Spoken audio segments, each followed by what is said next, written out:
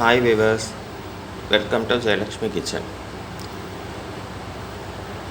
நேற்றுக்கு சிம்பிளாக ஒரு சின்ன வெங்காயம் முருங்கைக்காய் போட்டு ஒரு சாம்பார் பார்த்தோம். இன்றைக்கும் அதே மாதிரி சிம்பிளான ஒரு டிஷ் தான். மோஸ்ட்லி இது எல்லாருமே பண்ணியிருப்பீங்க, எல்லாருக்கும் பிடிக்கும்னு நினைக்கிறேன். ஸோ வாங்க இன்றைக்கி என்ன மெனுன்றதை பார்க்கலாம். பார்த்தெல்லாம் சுட சுட சாதம்,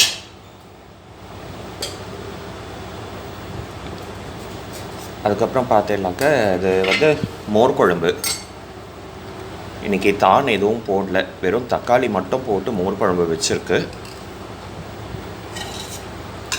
மோர் குழம்புக்கு தொட்டுக்க இது பீன்ஸ் பொரியல், பீன்ஸ் பைத்தம்பருப்பு போட்ட கறி. மோர் குழம்பு, இது தக்காளி மோர் குழம்பு ஏற்கனவே நம்ம வீடியோவில் இதுக்கு முன்னாடி ஒரு தடவை நான் போட்டிருக்கேன். இருந்தாலும் இப்போது மறுபடியும் இன்னொரு தடவையும் நான் சொல்லிடுறேன். ஸோ வீட்டில் தான் எதுவும் இல்லை அப்படின்னா சிம்பிளாக இருக்கிற தக்காளியை வச்சு கூட பண்ணலாம். அப்படி இல்லைனாக்கா பூசணிக்காய், வெள்ளை பூசணிக்காய், மஞ்சள் பூசணிக்காய், முருங்கைக்காய், குடமிளகா, கேரட்டு, சௌ இப்படி எந்த தான் இருந்தாலும் போட்டு மோர் குழம்பு பண்ணலாம். இன்றைக்கி நான் தக்காளி மட்டும்தான் போட்டு வச்சுருக்கோம் ஆற்றுல. ஸோ உங்களுக்கு புளிப்புக்கு தகுந்த அளவுக்கு தக்காளி பழம் பறிச்சுக்கோங்க. நாங்கள் இன்றைக்கி 2 தக்காளி போட்டிருக்கு. தக்காளி போட்டு துளி தண்ணியை விட்டு மஞ்சப்பொடியும் போட்டு உப்பையும் போட்டு ஒரு தக்காளி வேகிறதுக்கு ஒரு 5 நிமிஷம் 10 நிமிஷம் ஆகும். தக்காளி நல்லா குழச்சலாக வெந்ததுக்கப்புறமா இன்றைக்கி ஊற வச்சு அரைச்ச மோர் குழம்பு தான் இது. ஒரு ஸ்பூன் கடலைப்பருப்பு, 1 ஸ்பூனு துவரம் பருப்பு, ஒரு 1/2 ஸ்பூன் தனியா, 2 மிளகு, ஜீரகம், அதுக்கப்புறமா காரத்துக்கு தகுந்த அளவுக்கு பச்சை மிளகா. சில பேர் காஞ்ச மிளகா தான் போட்டு பண்ணுவேன்னா தாராளமாக காஞ்ச மிளகாவும் போட்டு பண்ணலாம். நாங்கள் இன்றைக்கி பச்சை மிளகா தான் போட்டிருக்கோம். ஏன்னா ஏற்கனவே மிளகும் போட்டிருக்கு, அதனால் இன்றைக்கி 3 மிளகா தான் வச்சுருக்கேன். இதே நீங்கள் காரம் ஜாஸ்தி சாப்பிடுவீங்கனாக்க 4 இல்லை 5 மிளகா கூட வச்சுக்கலாம். இதை வச்சு ரொம்ப ஃபைன் பேஸ்ட்டாக அரைக்காதீங்க. கொஞ்சம் குறைன்னு அரைச்சிட்டு இந்த வெந்துருக்க தக்காளியில் அரைச்ச விழுதை கொட்டிடுங்க. கொட்டி நல்லா கிளறி விடுங்க.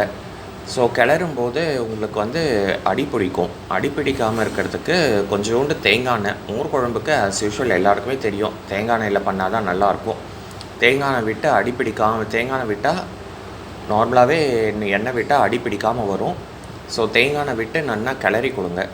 கிளறி கொடுத்துட்டு அந்த பச்சை வாசனை போனதும் நம்ம எடுத்து வச்சுருக்க மோரை வேணுன்ற அளவுக்கு விட்டு விளாவிடுங்க. ஸோ இப்போது நைட்டு தோசை ஆற்றுல, ஸோ தோசைக்கும் இந்த மோர் குழம்பு தான் தொட்டுக்கிறதுக்கு. அதனால் நாங்கள் கொஞ்சம் கூடவே வச்சுருக்கோம். இதே நீங்கள் உங்களுக்கு தகுந்த அளவுக்கு நீங்கள் பார்த்து வச்சுக்கோங்க. ஸோ இறக்கும்போது கடுகு தாளித்து கொட்டிட்டு பெருங்காயத்தை போட்டு இறக்கிட வேண்டியது தான். இன்றைக்கி சிம்பிளாக தான் இல்லைன்னா கூட அழகாக வெறும் தக்காளியை வச்சு கூட மோர் குழம்பு தாராளமாக பண்ணலாம். அதுக்கப்புறம் இது பார்த்தீங்கன்னா பைத்தம்பருப்பு போட்டு பீன்ஸ் கறி.